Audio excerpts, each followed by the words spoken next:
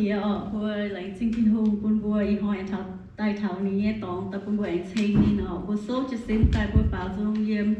190 vừa tại lọ siêu Giêsu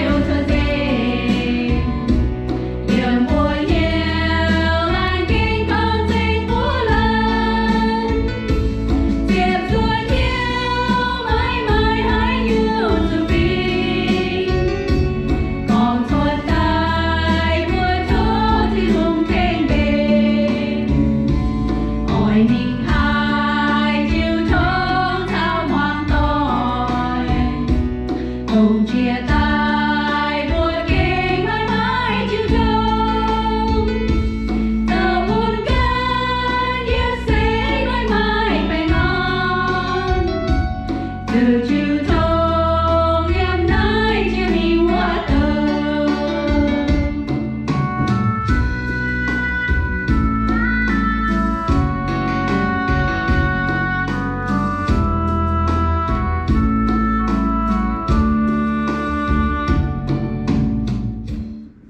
Điều hóa của mạng nhé, tao có journey with Jesus sau chiếu Giêsu chọn cháu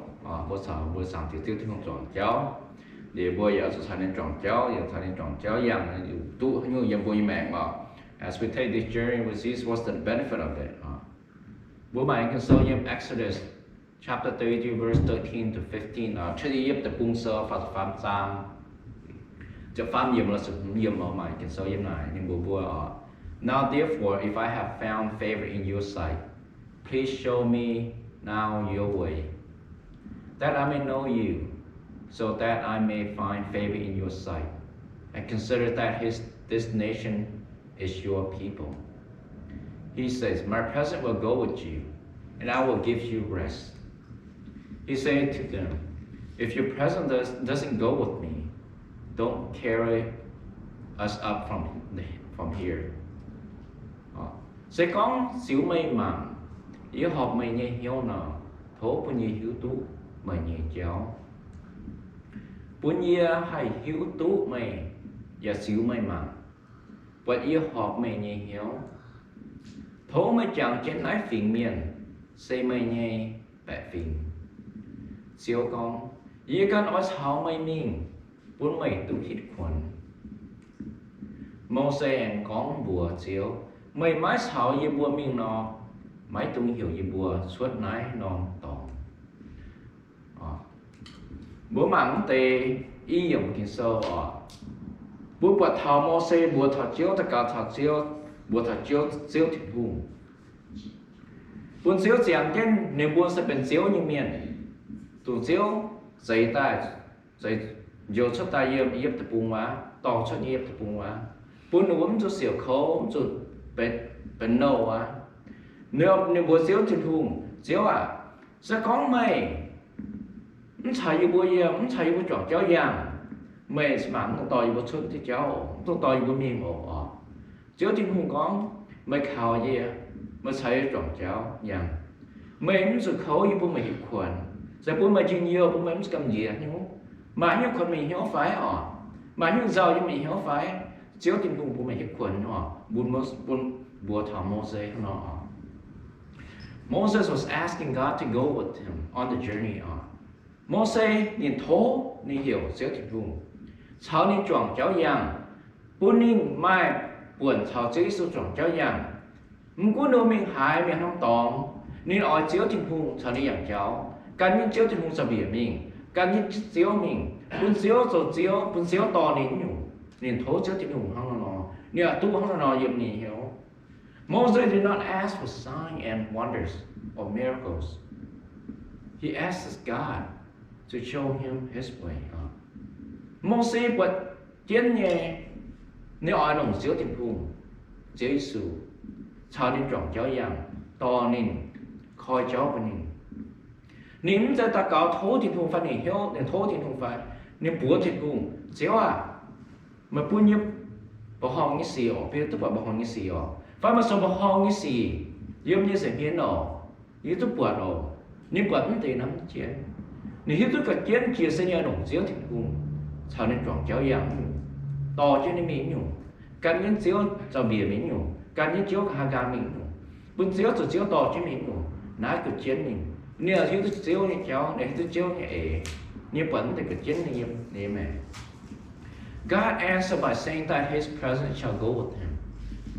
Xíu thì cùng tao bố mô xây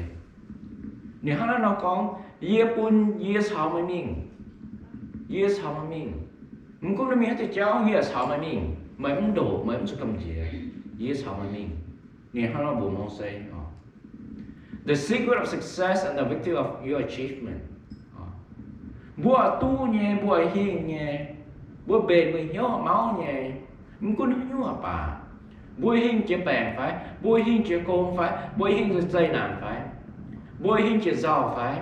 bùa tu không như quá bùa sự thốt xíu thì hùng sao bùa nhận cháu tỏ cháu bùa chọn cháu yang bùa bùa mặt buồn sao nên chọn cháu. Do you want to overcome your great problem? Do you want to fulfill your destiny? You need the power of God's presence in your life. You need God, your God Jesus Christ, on that journey with you. Take that road with you. Bố ơi, tôi hiện chia vớiปัญหาtôi muốnปัญหาโฮเขายังไม่แหมแปลงโฮยังก็ไม่แหมเขาหายยังไม่แหมหายแหมเป็นหายยังไม่แหมมาปัญหานั้นแต่ย้อนจะไม่hiểu mìnhผมว่าเผยcho này bố ơi hiện chia này bố mà trái hiện chia bố như hiểu bố máu bố tu như bố tu như bố nồng náiยังไม่hiểu bố tu ta họ nói bố số nồng xíu thì hungยังไม่แหมbố nồng xíu thì hung rồi bố như xíu tàu bố cháu trước tiên tỏ cháu bùa rồi như trước quân chung bùa. God abundant present and the benefit it brings. Phạm bùa tu chiếu cháu bùa yang cháu, phạm bùa tu cháu chiếu rồi cháu yang bùa tu hữu, bùa tu chiếu isu rồi bùa chiếu, bùa tu chiếu isu nam cái nhẹ, bia,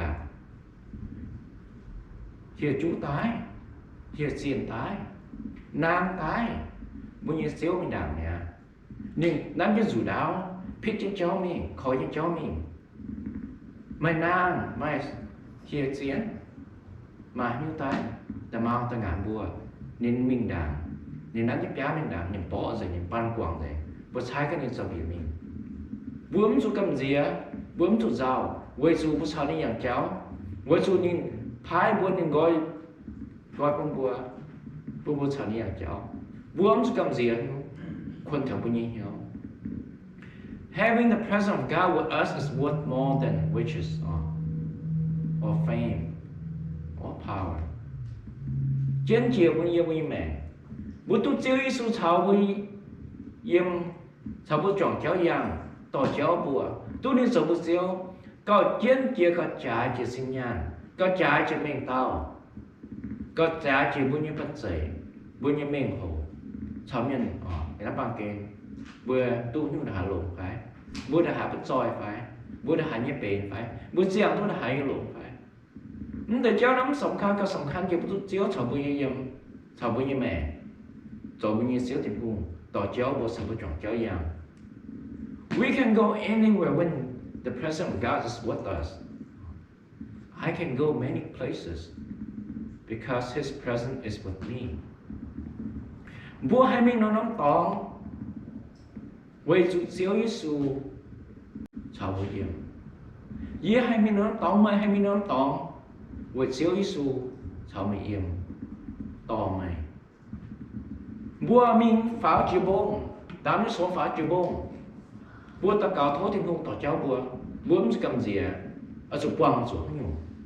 quăng chỗ nam phải, quăng chỗ đêm ma phải, quăng chỗ chết phải, tại hai bùa phải, bùa tòng cháu phải, bùa mình cầm gì này. Sẽ có bữa ta cáo thố chiếu tình vùng mình khỏi cháu mình đảm nhà bữa cá ní này cháu mình bữa sau đi chọn năm cháu bữa mình không tón dẻo mình đi khói dẻo mình đi muốn dẻo mình không tón dẻo bữa ta cáo thố chiếu tình vùng chỗ mình chiếu khỏi cháu mình đảm hắn nói bữa chắc cháu mình ở đâu ở mình vacation phải mình quên phải chỉ đi bông đi đâu nắng nhất tiểu mình phải mình đi khói dẻo phải mình dẻo cũng mua tỏi phải hắn nói bố ta có bố ta cáo đảng để sản xuất cháu, vì dù bố ta cáo đảng xuất cháu là bố thấu chiếu trên vùng, sao bố chọn cháu yang, thấu chiếu trên vùng mình bền khỏi cháu bằng bùa, hắn nói bố nếu lúc mình không tỏ, mình không dẻo, bố giống cho cầm gì, bố anh nhận hắn nhú, bố số nhú ở lòng công, phải chơi em nó khảo cả toán, bố thấu ta cáo thấu trên vùng, mình đảng khỏi cháu đảng, bố em cho cầm gì, trên vùng bền bố nhận tú, bố em cho cầm gì. Bởi mình ở đâu cũng sẽ cầm chế quan trọng như hai tao hỏi bùa với chữ bùa ta cao đàn và thố trên vùng đàn nhưng tôi bị chiếu cái tỏ cháu của nào. It doesn't matter what direction it is if the presence of God is there, you will go, I will go, you will feel safe because you are safe. Mà cũng là mình cái tiểu cháu mình không toàn phá lùng gì đó phá bông mình phai bông mình tông bông cũng là mình hại. Sẽ có chiếu tình huống để tỏ cháu để khỏi cháu mấy mình tốt dậy. mày cũng giàu không cầm gì đấy ông Hoàng Ham thà nói a sleep is dangerous when the presence of God is absent bữa ta tao im mà thà nói có bữa cho sang hồ bữa cho là bữa xuyên cầm gì á bữa xuyên cầm gì tại sao cho là what's the different bữa ta kiếm gì bữa nè ta ham bữa tại nè nếu muốn sao bữa cho sang hồ này không lo bữa mà phải chơi bữa cho bữa nè bữa cần tao năng nhưอย่างที่มีอย่างตายฮะnếu bữa cho mình ốm hiếu tua mà mình ta miền này như cái nhà giàu cho nhau ta đâu ta năng nhé nếu ta bữa cho họ ta ham nó mình bảo bữa ngâm gì bữa cho nhưng bữa cho xong bữa ngâm gì à mình bảo bữa tài nó có bữa tài luôn nó bữa ngâm gì có món tài what's the difference different không to có bữa tài người ta bữa cái nào nàng mình thấy rằng nãy mình quá sợ ta phải hát nghe ta hát bữa cho ta không họ mình bảo bữa nhẹ hiếu hay mà chuyện nhiều mà làm khảo mình sẽ cầm gì à bữa cho sang hồ phải bữa bao số tài nhé kèn nhất chứ bữa sẽ hiện phải ta pha bữa mà chiếu giống như bữa như mẹ chiếu cuốn trong bùa mình sẽ cầm gì à bữa mình sẽ giàu buồn hiếu như mình cho buồn hiếu nhé hình chia tài chát nè người rồi bữa chiếu thì thùng hình chia tài chát nên phái hình chia tài chát như bữa mẹ nên phái hình chia tài chát như bữa liên quan cũng như bữa liên quan mẹ bữa mình sẽ cầm gì in the presence of God there is fullness of joy sự con bữa tôi sao chiếu Giêsu yang cháu nên phái nên buồn bữa gọi sự bữa sao yang cháu bữa tu như hiếu bữa tu mà chuyện nhiều bữa yên nên quân mà chuyện nhiều bữa yên còn pháp hình bữa mình tụt giàu không sẽ cầm gì à có bữa mà chiếu trên bữa sao bữa chọn cháu yang bữa số nhưng mà bà bữa lo con số bà mà bèn bữa mình quăng từ sai à bà bữa mình hiếu giàu cái nan phải bữa mình cho phải ta pha bấm mà chiếu Giêsu bấm ta cao thôi Giêsu ta chiếu cuốn này đã nên tỏ cháu được khỏi cháu buồn bùa hai tôi nhiều cùng hai mặt trên giàu sẽ có bùa mà nhiều nhưng mình nhớ bùa hình chiến nó tệ xuống bùa mà xuống mà chiếu rồi mình chiếu phết trên cháu mình khỏi trên cháu mình có đảm cắn cho mình sao đi chuẩn như cháu mình cắn cho mình bùa nhiều bùa sẽ cầm gì mà như cái bỏ thằng bùa nhiều cái bỏ thằng bùa như mẹ cái bỏ thằng bùa nhiều hoàn toàn. Do you have the presence of God with us? Or have you lost His presence? Bố cha mà cả bố hâm cả. Bố chủ mà trên xíu Giêsu tổ cho bố như phải. Tổ cháu cần bố tổ trên cháu bố như phải. Thế như bố khỏi trên cháu bố như phải. Đàm như nhân dự đáp hết trên cháu mình như phải. Nãy như bé bẹp bỏ trên thì rồi như phải. Bỏ trên xiên như phải. Bắn như nàng mình. Nàng mình phải khỏi trên cháu bố cần với mình phải bố quảng bố lên như nhà bố là khúc nhà bố mình ở đâu bố sợ như bố mình chẳng dù lại trên trên khu mình chẳng dù ta cả thố nên khỏi cháu bố bùa tỏ cháu bùa sao bố nhận cháu bền bố là khúc mà phải sẽ có bố là khúc nó bố ta gang nó lo nên chiều liền thố nên cho bố nhận xíu khỏi trên cháu bố mình if God wants to take everything from us He can. God should always allow us to be in His presence all time as we walk with Him. Xíu tiền hùng với mẹ, mà cuốn đeo nổ như với mẹ, nên hãy xóa tu, với hiếu với hãy buồn tu gọi tu của nín, như nhiều dân với mẹ, hãy yếu nói nhiều dân đi mẹ, nên gọi hiếu như buồn xíu tiền hùng, hay Abraham nói đến xíu tiền hùng, niềm buồn nhiều dần xíu tiền hùng. Bố giờ hai bố nhiều dần chiếu thiên hùng, bây giờ nhiều bữa thố chiếu thiên hùng, thố nên buôn bùa cho nên chọn cháu giang,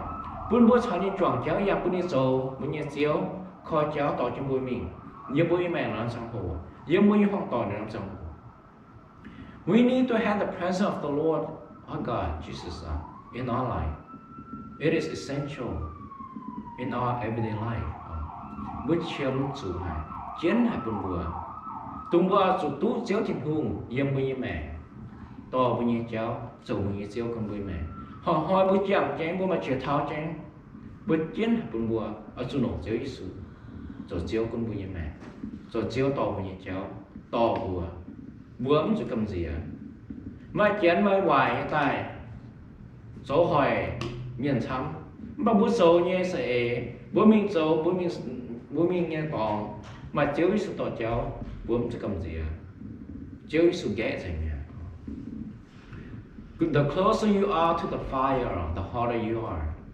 The farther you move away from the fire, the colder you will become. Trong như sông hồ, bùa trời em như cái tàu rào, phát như sông hồ. Bùa mà đo, mình cái đo mà đo đôi bùa đo nhỉ. Và bùa sĩ, bùa tu ó, dễ phải.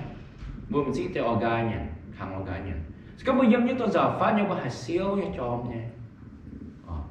Siêu như chòm nhỉ.แต่ฟ้าบุญจนทับย้อห้องเราหอยสมู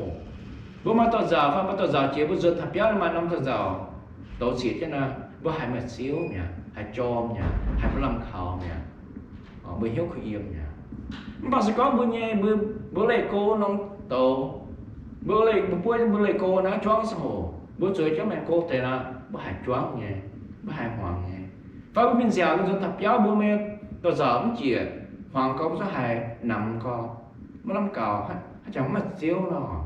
bố giờ phải hăng nghe chỉ có bố lại cố thiền hùng bố lại cố thiền hùng bố như mẹ sự nằm á bố như mẹ sự làm cào á bố như mẹ sự ăn chả á bố như mẹ sự làm hăng á nó bố sự giống như phát thiền hùng giống như phát thiền hùng nên số bố như tàu giàu tung bố mình cho cô phái mình hay đâu phái rồi tới bố mặn cái năm thật giả chơi như cái này bố xíu bố làm khảo bố giờ chẳng hăng chứ thì nó bố mẹ nó trong hồ mình có bố mình hay đâu chẳng nó bố ta cáo nên đàn thô nên đàn phùng bố nên đàn nên dùng mình xíu dùng làm khảo bố xứng cầm gì à. The closer you move to the Lord, the more of His presence you have. The farther you move away from Him, the closer you are to the devil. Sekarang boleh kau cenderung một sinh phát chúng ta nàn tổ mà miên à một số bữa lại cô nín miên mà chả mà bật dậy ta lò chúng ta bóng chúng ta biển hạt bèn ta bùa hạt xiên bùa. It is a wonderful thing to be in the presence of the Lord, and it is a dangerous thing to be far from Him. Giờ cầm gì hả bố nhé mẹ bố tung lông hả nhé bố tôi đặt sản chế su nhân đi phát nên bố tôi cầm gì nhá giờ cầm gì hả bố lấy cô nín đã mau hành ngàn bố mang TV bố mang lồng giàn khả năng dễ thắm đã mau xiên tụi hát tao nòng hồ hát tao hát nên bố mà phần dày tao hát nên bố cũng cầm gì đã mau là nếu hết như là nếu mà cha là nếu lấy cô không thảo quan đã mau xiên tao ngàn tao nhà bố giờ phải hăng nghe bố hâm chứ bố bố ta tay hoài bố phần xin lộn nghe mà cha nghe bố cũng sợ là phải rồi bố phần xin mà cha nghe bố ta hai bên nhà nổ nghe béo chả bố tôi nghe bố ta khởi yên mà háng nghiền nghe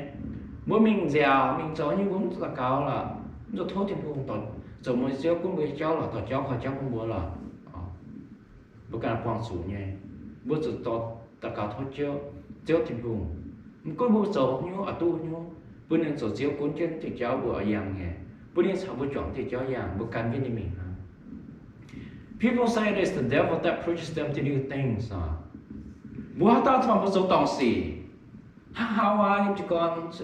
thả Adam cho con bố cũng nuôi bố đô hả nói sao ta là đuôi em ta đang tụ tại đuôi như số tòng nó ấy em số nó là bố phải hát ta thằng bố số tòng phải bố cũng mãi bố ôm ta xiên này tại đuôi như số cho cả đàn bố nhéo hành bố như số tòng á bà sẽ có mình ship mình cho ta ngạt mình cho ta nhận mình phải tòng suy mình có nên cho cái đó là hại như hành mì nhau ta hại như chúa mày ta hại như bèn mày sao nó sẽ bị mày ha mày bùa nắng cái này bùa mình mày phải mình tòng vậy dù chỉ coi mà thố trước thiên hùng khỏi em thì cho mày mảng cái trước thiên hùng khỏi cho cắn cái mình mảng cái sẽ bị cắn cái mình mày tôi mảng lái mảng quá mảng cái trước thiên hùng sẽ bị cắn cái mình mày miền hay từ đứa chúng mày cho bố mày nghe mày hay chụp khấu It is the job of the devil to steal, kill, and destroy. He does it effectively when he is given the chance. Chúng ta xiên ní cố ní bận dày ní chá nín ta tái mày nín tái mày linh quân bữa mày lấy cô thịt hùng nia sao bữa mày miệt cho phần xin cú cho bữa phần xin mày chả cho bèn ăn mày cho dây nản ăn mày cho khâu ăn mày nín phần dây thằng nái nín hai số tung tìm cháu chuột mà chả cho bèn bữa mày mà chả cho bao nhiêu linh quân là cho tài mà chả mà phần dây sẽ có một khói trắng mà khói kèm của nín tụ bìa như mày chiếu thiên hùng khói những cháu mày làm chiếu thiên hùng cháu mình làm chiếu bún lòng giò mà nó nín hai gió mày nín hai gió khấu như này bữa mày hết cho mày linh quân cái mà ở chút nhiễm ở chút khấu nữa trong hồ mày mèn ở chút khấu when you feel a chill on your shoulder repent and cry to your God tụi nó trong hồ với hai bố tao hay giá hai năm như mấy bố tao hai năm như mấy hiếu cái nhở hai giàu như mấy hiếu cái nhở hai khấu như mấy mẹ quê kia ta cao thố thì không phải chịu của mày tôi mới số tòn mày phải tôi mới số hòn mày nhá phải thố nên quảng của mày thố nên chỗ mày xíu anh zip mày hiểu mày từ gang tay can cái này cháu cho nên chọn cháu dành cho mình ask God to re-establish your relationship with Him and you will be in His presence again thố chữ tình hùng sò lông mày cho lông bố mày sáng nên là hai chữ thông tài cho lông bố mày sáng nên hai chọn cháu yang tài bố nên hai chữ yếm chứ mà giải hiện tài bố nên hai chữ bền chứ mà xíu cũng chứ mà mẹ tài you must plan to have a quiet time with your God daily and regularly it is the time when you will pray meaningfully not just say a prayer but meaningfully in your heart. What's in your heart? What does your heart need? What do you need in your life?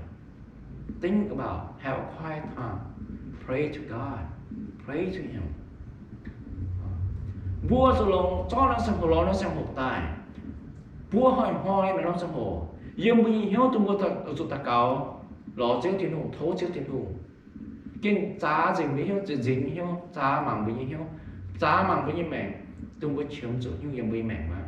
Yếm chỉ với mẹ, tối như yếm chỉ với hiếu, khỏe sáng khỏe chỉ với hiếu mà, bữa to bữa ta cáo thố chết thiên hùng, buồn bùa, thèm bùa, tỏ cháu tóm thì cháu buồn bùa, khói thì cháu buồn bùa hạt thùng. The Bible says that Daniel prayed 3 times a day, and yes we can too.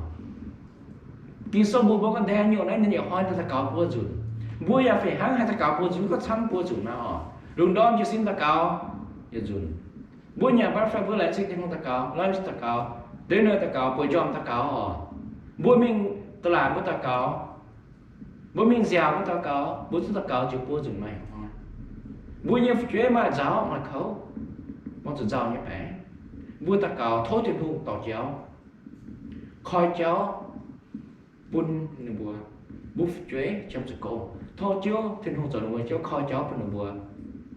mình thì lọt tới cô. Pui nửa bữa họp cho pui tức nửa bữa cô họp cũng nửa bữa cô.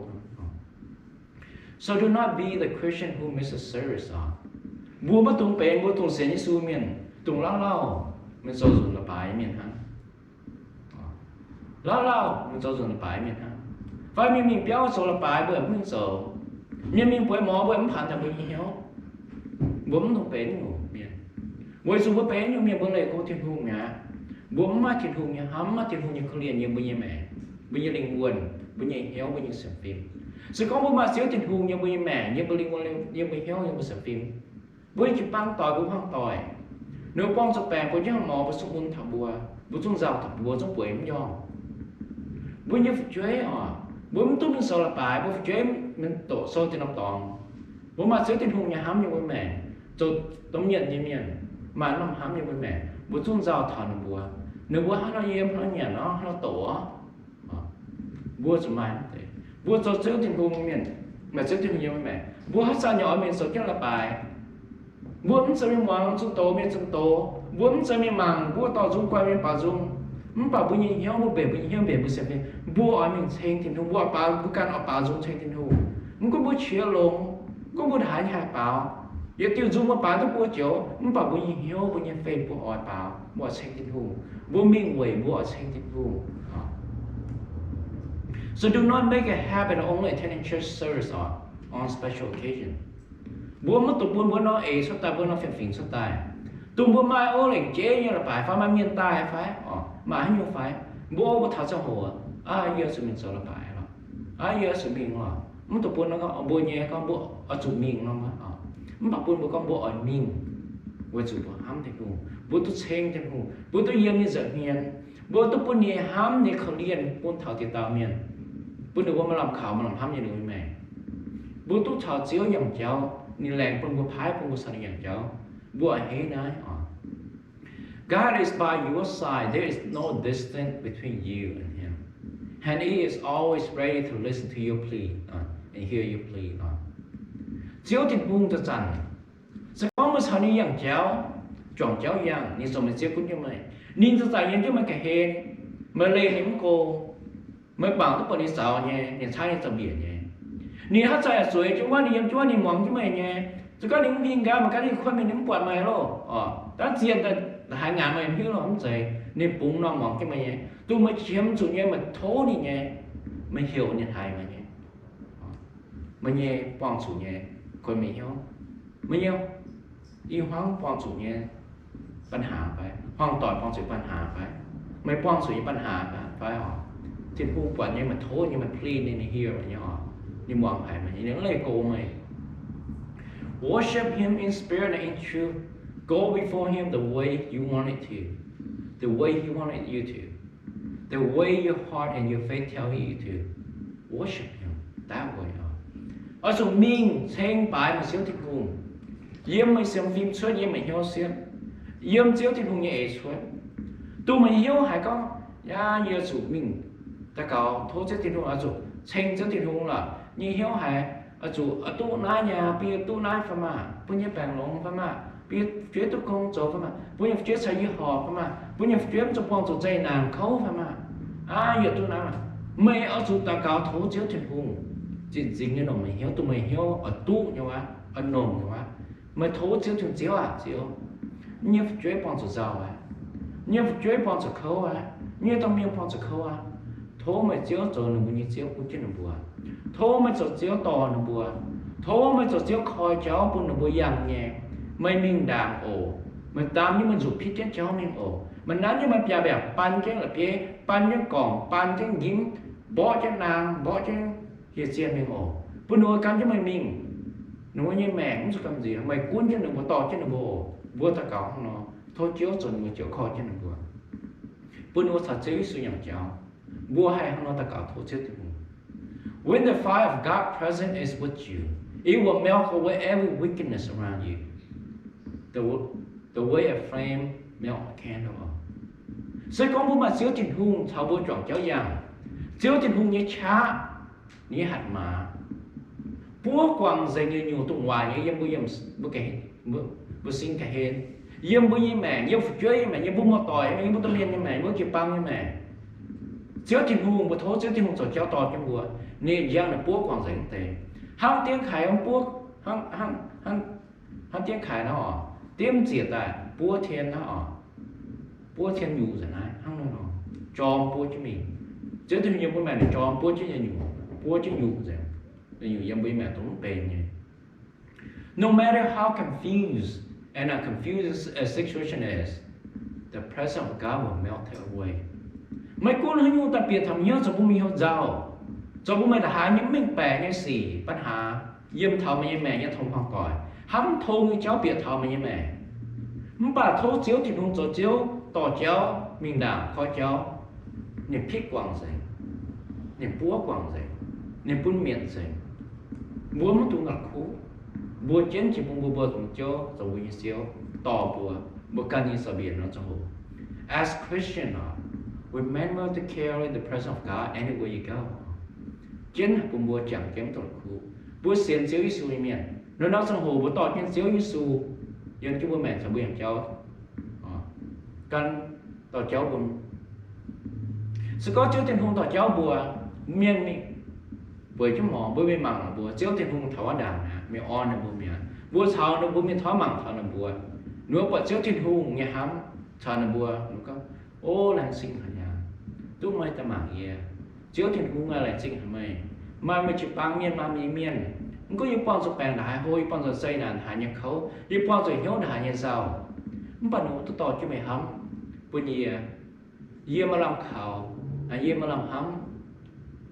bây giờ anh phiến chỉ sẽ phiến mi lại xin một xíu tiếng hùng nãy thành tiếng đồng bùa đồng lá chấm sẽ có bốn quay cho mỏ miền bốn mắt bèn những miền bốn mắt sự xây nàn những miền có là hai bữa em bị hiếu mà có một tập quan sự khấu quan sự xây nàn những quan sự giàu những quan sự xây hiếu gì chỉ như bữa miền ta con miền ta giả bùa miền ta on bữa hiếu nè cái bùa mà chả có bùa làm khảo có những một sáng tiệt tiếng hùng bùa làm hắm có những một sáng tiệt tiếng hùng. If you have not yet surrendered your life to Jesus, the prayer might not make a difference to you. Sẽ có một cái dùng bị rồi vẫn cho với nhà mẹ vẫn chơi thì không phụ chơi thì không. Bữa xem thì không là xem hàng như xem hàng phát thì hàng. Bà bữa không bữa tấm dùng cho xem thì không ý lắm mà chủ yếu lắm cho tổng không. Yếm tôi xem thì không. Bữa nhà mẹ hai tú, hai cái lỗ, hai cái gì kêu. Hai sản để xem nhớ bữa giải huyền. Những nhà gì chứ bữa giải huyền. Bà bữa hát giải bữa chàng cho muốn tôi là khu nó trong hồ bữa ta cầu phụ bữa mẹ bữa tết hùng bữa tôi tiếp thì hùng rồi mình xíu mới lọ bà nó trong hồ bữa nhẹ héo bữa sống họ bữa tết hùng đi bữa sống họ này ní bà kia như cháu không tập bén cái bữa mình hắn ní phủi tôi như ế đi bữa hát giải phụ bữa mẹ bữa nín giờ chứ này bữa nín sợ xíu cuốn cho mình bữa nín tỏ cháu tỏ cho mình go before God and acknowledge that you are a sinner. Ask Him to forgive you your sin and cleanses you from all your unrighteousness. Hắn nói bữa mình quỷ cho nhiều một xíu tình huống giải miên. Bữa đó nó thích bữa ta sợ là bài. Bữa đó nó thích quỷ cho bữa sầu đàn. Bữa đó nó thích bữa sửa cho bữa hàng tia. Tôi nó thích bữa sửa cho bữa sofa bữa mùi điều bá. Thôi chứ tình huống. Quảng suy của mày. Quảng suy của mày hoàng tỏi. Quảng suy của mày chuế. Quảng suy của mua tỏi. Quảng suy của mày chụp bàn. Giáo dành tôi như nhủ túng bè nhân giáo dành rõ quảng dành miết quảng dành yên mấy mẹ mình túng họp như clean the power of the blood of Jesus Christ. That was shed on the cross at Calvary. That is your blood. It belongs to you. Claim it. Claim its power and cleanse your sin. Cleanse your life. Cleanse your sadness. Cleanse it all away from you. Wash away from you. What's zen, what's thought, chứ suy nghĩ giảm. Tụi này tin rằng chán, nó giảm này. Tụi này nó rằng chán, này tin rằng chán, nó bún mệnh, tại giảm điều gì này. Xó tài. Giáo dạy mấy chú ý, giáo dạy mấy mẹ, giáo dạy mấy theo giáo, giáo dạy mấy dạy nàn. Giáo dạy tụi mấy hoang tâm hoàng tỏa quang chủ nhé, hòa nhé. Giáo dạy mấy. Nãy mà nhé, chưa thích hù. Nhìn tin rằng cha, nhìn phái thì giảm với mày. Mày sẽ tú mày sẽ xí. Promise him that you will never go back to the world anymore. Giờ lén hòa, lén bún chiếc thích hùng. Bún chiếc thích hùng, bún mày chá. Bún mày ảnh hay trái biệt. Nó non, lùng đĩa nó làm bằng kênh. Tụi mày chửi nó bằng kênh. Tụi do hẳn mày nó bằng kênh. Cho bún mày lê cô đến nó bằng kênh. Tụi mày ạp ến, tại bằng kênh thì cháu. Thôi cho thích hùng. Miệt mình thì cháu, tôi bún mày dặn thì cháu. Bố mày yang thì cháu, bố mày các cái này sao biểu hiện hả? Cry to Him wholeheartedly, and He will answer and do great and mighty things in your life. Chứ dính như ta cáo mà, nên số bà hông như xì như mấy mẹ. Mà như cả hên chưa nên, mà như cả hô chưa nên, mà như cả mà bận xây chưa nên. Mày quang nghe, yếm như giải nhiên, phải sống phá tôi con, phá tôi nên mạng, chứ nên sống mạng vật. To bố nên, bố nên sử tiêu cuốn chế. Mình cháu giang mà cháu dậy mày muốn chụp cầm gì? No weapon that the enemy has formed against you shall prosper, shall do harm to you. Mày quân tao hình quá ngỏ miền dấu miền phái, sa tàn phái, chiên phái hiệt soi phái. Nếu mà dấu ta như sẽ ta hỏi mày, hay mà bên dạy hỏi tới mày, quay xuống mà chiếu mình đàm, để nắn cho nên bia mình đàm, bia ngao mình đàm, nên dù đá mình đàm. Ni cha mình à, mà như bóng tập biểu như mẹ, với sự nổi bóng như chết thì hùng dân như mày ở đảng. The power that does not want you to have peace in this year shall be buried today in the presence of your God. Tung năm cha năm bận dậy, tung sa tan bể ta bận dậy, ตัวหอยมันยังแม่เอาปุ่นมาเขายังไม่แม่เอาปุ่นมาใส่นานโหยังไม่แม่เอาปุ่นเจ้าโหยังไม่แม่ปุ่นมาป่วยจอยังไม่แม่เจ้าติดหูตัวเจ้าcũngไม่แม่นี่ต่อเจ้านี่เมียนเสียนี่พริกกวางนี่ซอกกวางตัวนี้นี่แย้มเมียนเสียนี่แต่ยังไม่แล้วน้องหางยังแล้วน้องสงบหนึ่งอ่ะบัวยังหอยพวกมันถามบัวถาม journey to Jesus บัวถามเจ้าส่วนเจ้าอย่างบัวน้องสงบก็บัวโจหิ้วบัวเมียงเขาโจหิ้วป่าบัวจะตะกาวเขาเจ้าที่ต่อเจ้าบัวยังช่วยป้องจะจ้าป้องจะคนเหี้ยวบัวยังฟังต่อป้องจะหิ้วบัวมันตัวละคู่ตะกาวโทษเจ้าที่มึงจะเจ้าคุ้นเช่นหนูบัวด่างต่อหนูบัวคอยเจ้าเป็นหนูบัวมันจะกำเดียมันตัวเจ้า